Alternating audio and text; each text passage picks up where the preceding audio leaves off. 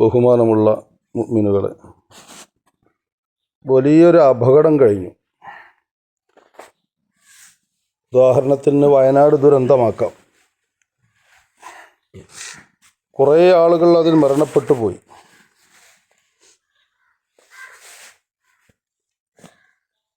അതിലൊരു മുസ്ലിമായ മനുഷ്യൻ്റെ മരണവുമായി ബന്ധപ്പെട്ട ചർച്ച. മരണം അറിയപ്പെട്ടിരിക്കുന്നു, പക്ഷേ ഒരു അവയവം മാത്രമാണ് കിട്ടിയത്. എന്ത് ചെയ്യണം? വലൗ ഉജിത ജുസുഉ മുസ്ലിമി, ഒരു മുസ്ലിമായ മനുഷ്യൻ്റെ ഒരു കൈ, ഒരു ഉദാഹരണം പറയാം, കൈ കിട്ടി. ഒലിമ മൗത്തുഹു, അയാളെ മരണം അറിയപ്പെട്ടിരിക്കുന്നു, അയാൾ മരിച്ചിരിക്കുന്നു, പക്ഷെ അയാളെ കയ്യേ കിട്ടിയിട്ടുള്ളൂ. എന്നാൽ എന്ത് ചെയ്യണം? ഉസില, ആ കയ്യിനെ കുളിപ്പിക്കപ്പെടണം. വ സുത്തിറ, കഫൻ ചെയ്യണം, പൊതിയണം. വ സുല്ലി അലൈഹി, അതിൻ്റെ മേൽ നിസ്കരിക്കപ്പെടണം.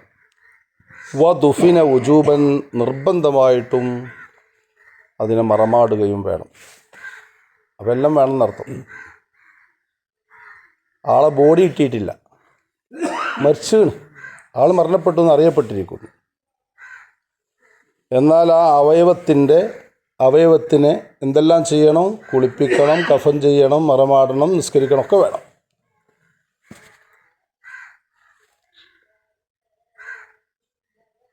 അമ്മാ മൻഫസല മിനൽ ഹയ്യി, ഇനി മരിച്ചാത്തൊരാൾ, അയാൾ ഷുഗർ കൂടിയിട്ട് ആളെ കാല് മുറിക്കാൻ തീരുമാനിച്ചിരുന്നു. അള്ളാഹു കാക്കട്ടെ. ആളെ കാല് ഛേദിക്കപ്പെട്ട് മുറിക്കപ്പെട്ട് പിന്നെ പള്ളിയേക്ക് വിളിച്ചാ എന്താ ഇപ്പം ചെയ്യേണ്ടത്? എന്നാൽ ജീവനുള്ള മനുഷ്യൻ്റെ ശരീരത്തിൽ നിന്നും പിരിഞ്ഞ ഒരു അവയവം, അല്ലെങ്കിൽ മരണം അറിയപ്പെടാത്ത ഒരു വ്യക്തിയുടെ ഒരു അവയവം, രണ്ടും അവിടെ തന്നെ കൂട്ടാം. ജീവനുള്ള മനുഷ്യനാണ്, അയാളെ ശരീരത്തിൽ നിന്നും ഒരു അവയവത്തെ മുറിക്കപ്പെട്ടു, അല്ലെങ്കിൽ മരിച്ചെന്ന് അറിയില്ല.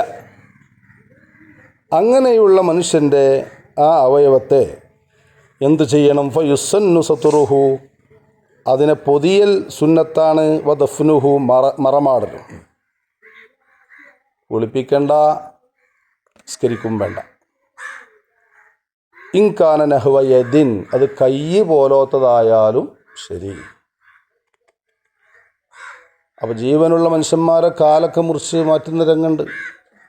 1997 മലപ്പുറം മുണ്ടുപറമ്പിൽ ഒരു കല്യാണ ട്രിപ്പ്, കല്യാണത്തിൽ നിന്ന് പുതിയണ്ണ് പോണ വണ്ടിയാണ്. കാട്ടുങ്ങൽ വളവിൽ വെച്ച് ഒരു KSRTCൻ്റെ ഉള്ളിലേക്കാണ് പോയി ജീപ്പ്. അതിലുള്ള മുഴുവൻ ആളുകളും മരണപ്പെട്ടു. അന്ന് കാട്ടുങ്ങപ്പള്ളിയിലത്തെ ഖത്തീബ് ഞാനാ. ഈ പറയപ്പെട്ട മസ്അലയിൽ ഉള്ള ഒരു മസ്അല, ആൾ മരണപ്പെട്ടു എന്ന് ഉറപ്പാണ്, പക്ഷെ ഒന്നും എടുക്കാനില്ല. ഒരു കൈ കിട്ടി, ആ കയ്യിനെ കുളിപ്പിച്ചു, കഫൻ ചെയ്തു, അതിനെ നിസ്കരിച്ചു. ഇതാണ് ശറഅ ഫിഖ്ഹ് മസ്അല സംസാരിക്കുന്നത്. അല്ലാഹു സുബ്ഹാനഹു വ തആല ഇതുപോലെയുള്ള രംഗങ്ങളൊന്നും നമ്മുടെ മുമ്പിൽ വരുത്താതിരിക്കട്ടെ. വലിയ കാവൽ അല്ലാഹു തആല നൽകുമാറാവട്ടെ. അർഹമുർ റഹ്മാനായ അല്ലാഹ്, പ്രഭാത സമയത്തുള്ള ഈ സംസാരം നീ കബൂലാക്കണേ അല്ലാഹ്. ഞങ്ങൾ ഇന്നലത്തെ ബദർ മൗലിദിൻ്റെ സദസ്സിൽ ഒരുപാട് സഹായങ്ങൾ, ഒരുപാട് സ്വലാത്തിൻ്റെ ചേരുന്നുകൾ ഏറ്റെടുത്തവർക്ക് നീ ഹൈറുകൾ നൽകണേ അല്ലാഹ്.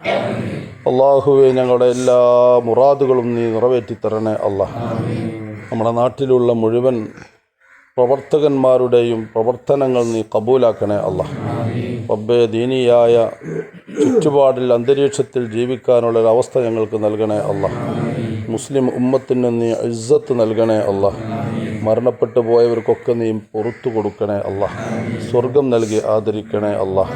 ഞങ്ങളുടെ പള്ളിയുടെ നിർമ്മാണത്തിലേക്ക് സഹായിച്ചു കൊണ്ടിരിക്കുന്നവരൊക്കെ നീ സഹായിക്കണേ അല്ലാഹ്.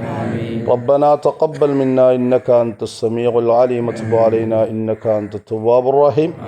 ആമീൻ ബിറഹ്മതിക യാ അർഹമർ റഹീമീൻ ബിഫദ്ലി സ്വല്ലല്ലാഹു അലാ മുഹമ്മദിൻ സ്വല്ലല്ലാഹു അലൈഹി വസല്ലം.